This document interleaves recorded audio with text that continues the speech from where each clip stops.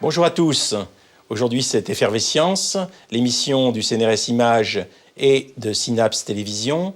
Une émission qui, aujourd'hui, est dans le laboratoire de l'INRA. Laboratoire de l'INRA que dirige Hervé Thys, qui est avec moi. Hervé Thys, vous êtes un chimiste, physico-chimiste, et avec les membres de votre équipe INRA de gastronomie moléculaire, vous participez à ce laboratoire de chimie de l'Agro-Paris Tech. Vous étudiez en fait les transformations culinaires. Je dis vous étudiez parce que, bien sûr, vous êtes à l'origine de transformations culinaires nouvelles, mais vous étudiez aussi celles qui traditionnellement se font. Vous avez publié une dizaine de livres. Parmi eux, je citerai surtout Révélations gastronomiques aux éditions Belin. Là, je montre Casseroles et éprouvettes, qui est un livre très intéressant que je recommande à nos spectateurs.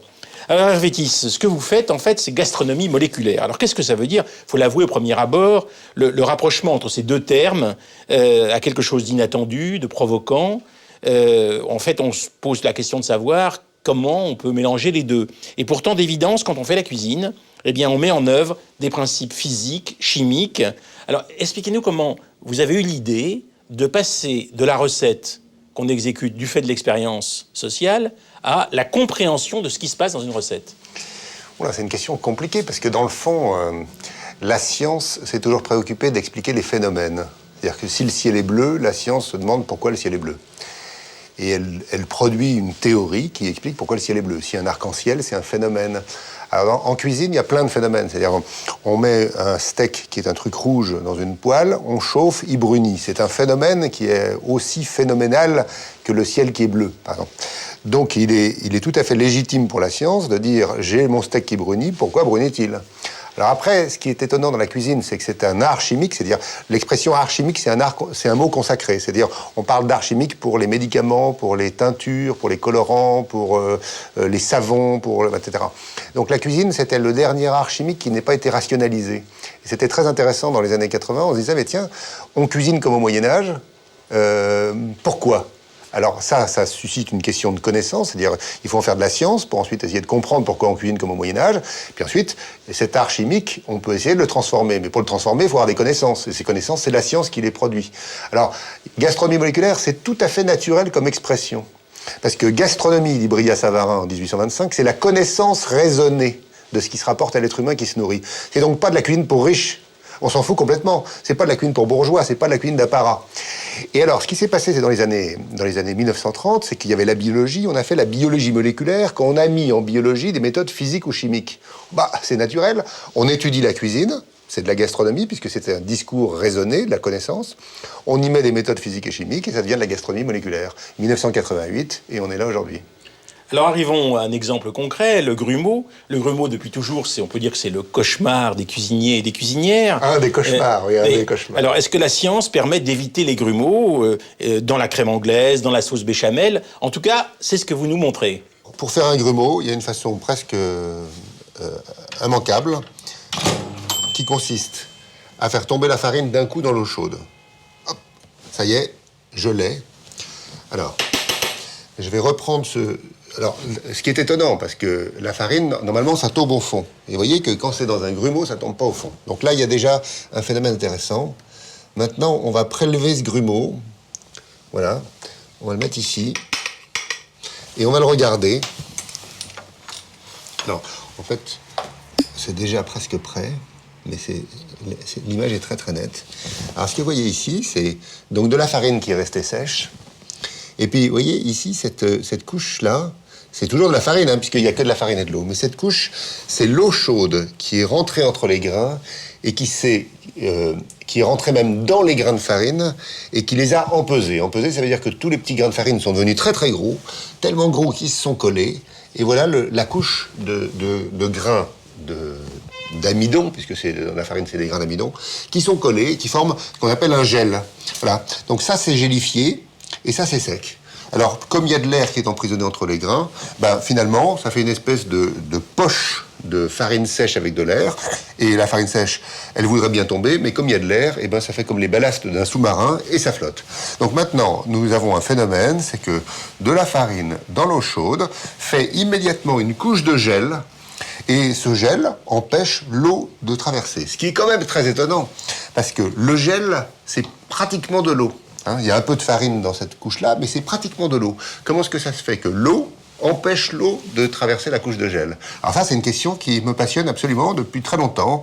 Et c'est ça qu'on va pouvoir aller explorer. Hervé Thys, il y a un instrument théorique très important pour vous, c'est la théorie de la percolation qui a été initiée par Pierre-Gilles de Gennes. Et cette théorie est valable pour un réseau de courant électrique, mais vous montrez qu'elle est aussi valable pour des grains de farine, aussi valable pour des grains de café, pour un gel. Dans un percolateur à café, c'est cette théorie qui fonctionne. Donc voilà des grains de café. Et maintenant, que fait le percolateur? Il pompe de l'eau qui arrive ici sous pression. Et l'eau, elle va s'infiltrer entre les grains de café. Alors, elle prend ce chemin-là. Celui-là, elle voudrait continuer, mais c'est un peu serré, donc elle va tourner à gauche. Et puis là, elle va remonter, voilà. Et tout d'un coup, alors qu'elle chemine, tout d'un coup, ploc, une goutte d'eau chargée du goût du café se met à sortir. Et ça, c'est ce qu'on appelle le seuil de percolation. Très bien, pour l'instant, c'est rien que de très normal. Alors, ce qui a été montré, c'est que prenez un modèle de cette affaire. Là, vous avez un réseau de grains de café. Alors, je vais vous symboliser un réseau qui soit un réseau régulier. Imaginez cette fois-ci qu'il soit fait avec des fils de fer. Voilà, donc un grillage en quelque sorte. Puis là, vous mettez un fil, voilà, un fil conducteur, un fil métallique. Et puis là, vous mettez une batterie, enfin une pile. Et puis ici, une ampoule. Voilà. Alors là, tout va bien.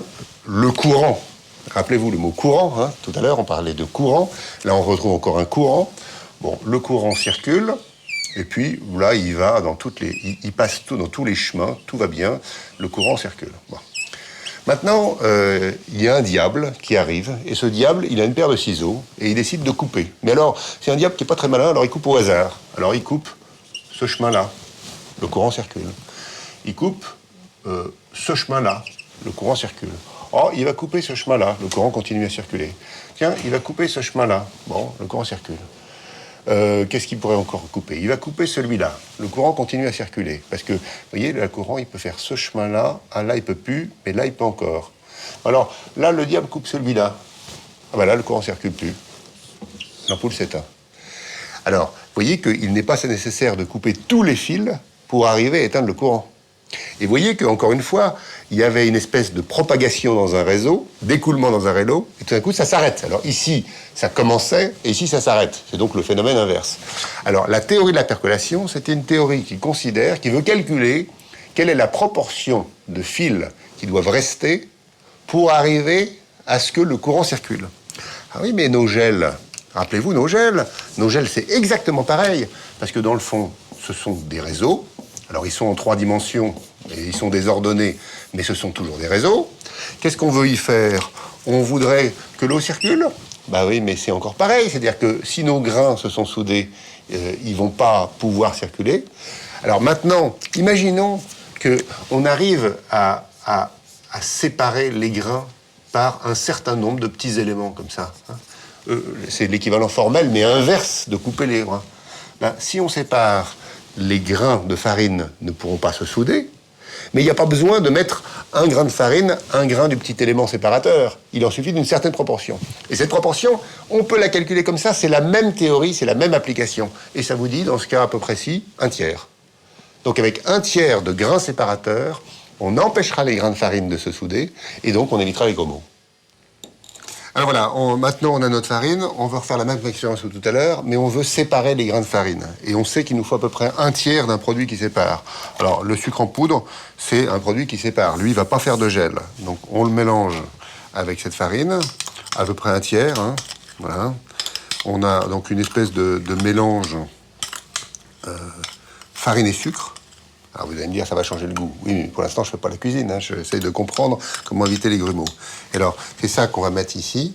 Et alors, vous voyez, immédiatement, c'est séparé. Voilà. Et alors, on trouve maintenant en bas de... Alors, même on va faire un gros... On va même en verser un gros morceau comme ça. Vous voyez, hop, voilà.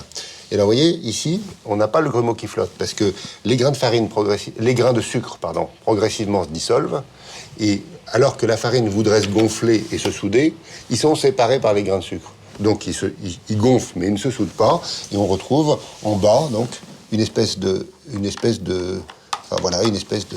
voilà, bon, rien, quoi. C'est-à-dire qu'il y a quelques grumeaux, le temps que le sucre se dissolve, on arrive même à les prendre. Alors on en trouve quelques-uns, peut-être parce que le mélange n'a pas été assez homogène, mais enfin, vous voyez, ils se défont tout de suite. Ah si, là il y avait un petit grumeau.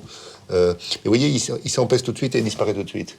Alors, voilà une démonstration que la théorie de la percolation, qui est une théorie universelle, elle permet de comprendre la propagation des épidémies, elle permet de comprendre l'apparition de pannes, elle permet de comprendre des tas de choses.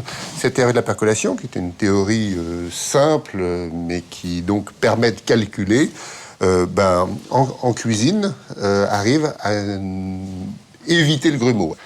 Hervé Kiss, alors comment est-ce que vous décryptez les dictons qui ont été transmis par nos ancêtres pour découvrir pourquoi ces dictons correspondent éventuellement à quelque chose ou à rien? Je vais en prendre deux. Par exemple, pour attendrir un rôti de bœuf, on dit qu'il faut l'enduire de moutarde. Par exemple, lorsqu'une sauce ou une mayonnaise se rate, couramment, il arrive qu'on dise, si c'est une femme qui est en train de la faire, que peut-être qu'elle a ses règles.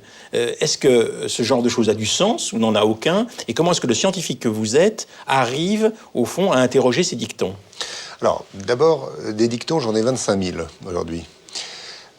Sur la cuisine essentiellement française. Alors, je vais d'abord au plus simple. Quand il y a quelque chose de simple, c'est dommage de ne pas aller le tester. Alors, par exemple, j'ai fait faire à une femme qui a ses règles une mayonnaise. C'est pas très difficile. La mayonnaise ne tourne pas, comme on s'y attendait, enfin, mais elle ne tourne pas. Une fois qu'on a cette connaissance-là, on peut dire, oui, mais ce dicton, à jamais, il est détruit. Se pose maintenant la question de pourquoi ce dicton est né, qui est une question très intéressante. Pourquoi est-ce qu'on nous l'a transmis? Pourquoi est-ce que nos parents, qui nous aimaient, nous ont transmis des conneries? Alors, mon travail est le suivant. Donc, je vais d'abord au plus simple. Je vais d'abord là où je peux comprendre. Et puis aussi, j'ai une petite ambition scientifique. La gastronomie moléculaire, on a créé cette science parce qu'on avait l'idée que dans ce champ de la cuisine qui avait été peu défriché, il y avait possibilité de découvrir de nouveaux mécanismes et de nouveaux phénomènes. Du coup, j'ai toujours cette idée scientifique en arrière-plan. C'est-à-dire, bien sûr, il faut régler les petits problèmes pour produire au quotidien. Mais il y a surtout cette ambition de découvrir des phénomènes et des mécanismes. Et ça, il faut avoir un peu de nez ou peut-être un peu d'inventivité en partant d'une question qui a l'air anodine pour essayer d'en faire quelque chose qui prenne de la hauteur. Alors, avec Jean-Marie Laine, avec qui on discute souvent, il est né un jour de notre discussion. On était au téléphone ici. Et puis, il est venu une idée, alors on ne sait pas à qui elle est. Et l'idée, c'est la suivante. Quand vous avez un résultat d'expérience, on est plus malin si on cherche un cas très général que représente cette expérience particulière. Et là, on peut faire de la science qui est puissante, conceptuelle, etc. Le cas général, là, en l'occurrence. Oh ben alors, par exemple, prenons le grumeau anodin, tout petit grumeau, etc. Et ben, trac, on remonte à la percolation, et ça sera sans doute insuffisant. Donc, il faudra sans doute adapter la théorie de la percolation pour produire une théorie différente qui aura peut-être plus de généralité. Et en tout cas, c'est ça l'ambition. Alors, on va passer à une question importante, c'est que, bien évidemment, vous nous faites comprendre ce qui se passe dans telle ou telle émulsion, dans telle ou telle cuisson, et vous nous expliquez chimiquement ce qui se passe. Mais à partir de là, bien évidemment, vous êtes amené à faire quelque chose d'original, c'est-à-dire, au fond, à trouver des pratiques culinaires qui n'existaient pas avant. Je voudrais vous poser la question, est-ce que votre cuisine a meilleur goût que la cuisine traditionnelle? Est-ce qu'elle est meilleure pour la santé? Et je vais prendre un exemple, j'ai lu dans vos livres que vous n'aimez pas le poulet rôti. Alors expliquez-moi pourquoi vous n'aimez pas le poulet rôti et pourquoi vous essayez de faire à la place, au fond, des organisations chimiques qui sont gastronomiquement très désirables, si j'en crois ceux qui les ont goûtés. Il y a beaucoup de questions dans cette question-là, hein. Alors, la première, c'est que, d'abord, en tant que scientifique, je me fiche complètement de la cuisine.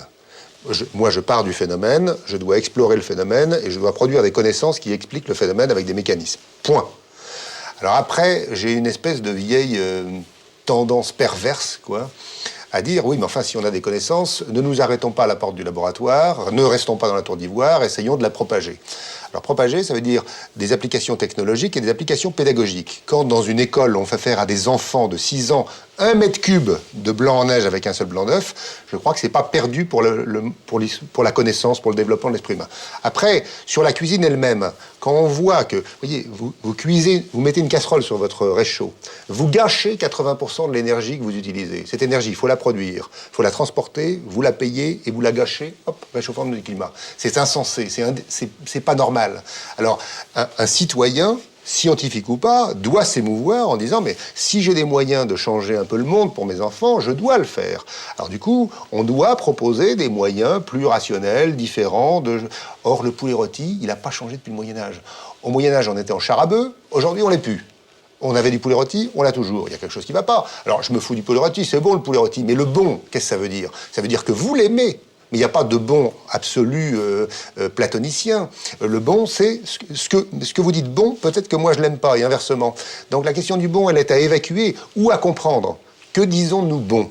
Et alors en général, ce qu'on dit bon, c'est ce qu'on a apprécié quand on était petit. Alors le poulet rôti, vous et nous et moi, on l'a eu quand on était petit, on l'aime, mais on peut avoir de nos enfants qui ne l'aimeront pas parce qu'on leur a pas fait manger quand ils étaient petits. Donc produisons autre chose. Alors justement, produisons autre chose. Alors vous produisez autre chose, et en fait, votre cuisine a fait école parce que vous en avez largement parlé. Enfin, il y a de très grands, à votre manière de penser la cuisine, c'est-à-dire de le penser comme un acte chimique.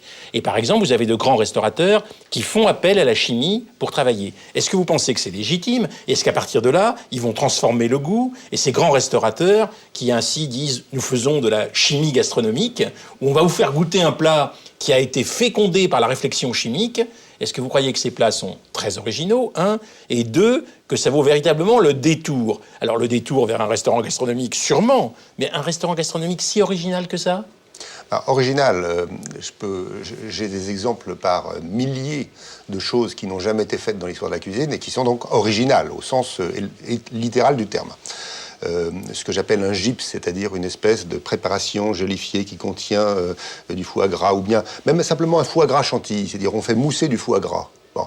Avant, on avait le foie gras, on faisait son escalope. Maintenant, on fait un foie gras chantilly. C'est original, il y a plus de goût.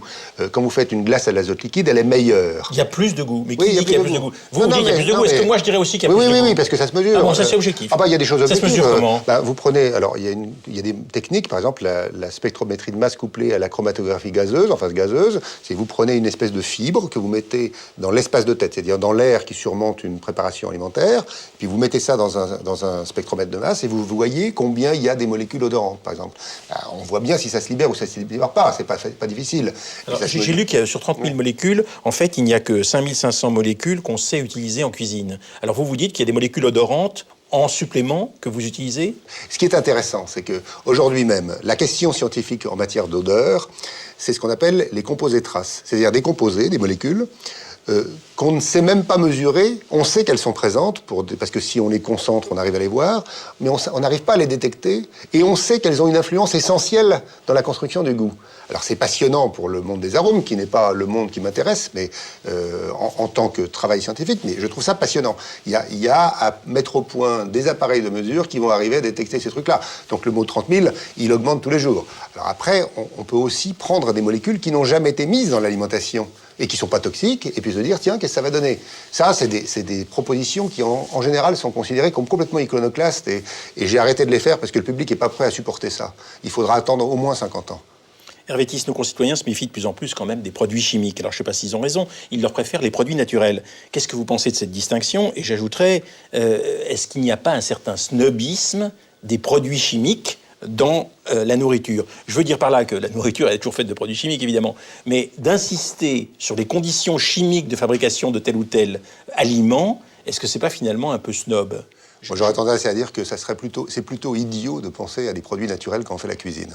Est-ce que vous avez déjà vu des frites dans des arbres de la forêt équatorienne? Non. Les frites sont des objets manufacturés par quelqu'un qui s'appelle un cuisinier. Quand les cuisiniers me disent « ce qui m'intéresse, c'est le produit », je leur dis « mais attendez, vous n'êtes pas des épiciers, vous êtes des cuisiniers, donc vous transformez la matière ».